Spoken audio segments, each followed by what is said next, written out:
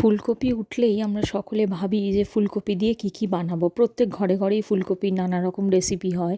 তো আমি আজকে ফুলকপিটাকে ডিম দিয়ে বানালাম। তার জন্য ফুলকপি আলুকে আমি একটু নুন হলুদ দিয়ে সিদ্ধ করে নিয়েছি, 4টে ডিম সিদ্ধ করে নিয়েছি। এবারে ফুলকপি আর আলুটাকে তেলেতে অল্প তেল দিয়ে ঢাকা দিয়ে খানিকক্ষণ ভেজে নেব। এবার আরও কিছুটা সর্ষের তেল দিয়ে ওর মধ্যে ডিমটাকে নুন হলুদ দিয়ে ভেজে নিলাম।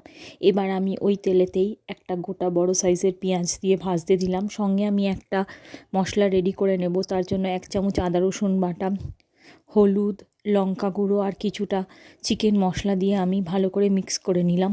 এবার পেঁয়াজ অল্প ভাজা হয়ে গেলে ওর মধ্যে টমেটো এবং ওই ঘোলটাকে দিয়ে মশলার বেশ কিছু সময় দিয়ে কষবো। ভালো করে কষা হয়ে গেলে অল্প জল দিয়ে আবারও আমি ভালো করে কষবো। ভালো করে কষে তেল ছেড়ে এলে ওর মধ্যে ফুলকপি আলু যেটা আমি ভেজে রেখেছিলাম তুলে ওটা দিয়ে দেব। দিয়ে মশলার সঙ্গে এই সমস্ত ফুলকপি আলুটাকেও সময় নিয়ে ভালো করে কষবো। নুন একটু অ্যাড করেছি। এবার কিছুটা গরম জল দিয়ে আমি সিদ্ধ হতে দেব। এর মাঝে ঢাকনাটা খুলে হাফ সিদ্ধ হয়ে গেলে ওর মধ্যে ডিম দিয়ে আবারও ভালো করে ফুটিয়ে গরম মশলা দিয়ে দিলেই রেডি। গরম গরম রুটির সঙ্গে দারুণ জমে যাবে। Thank you.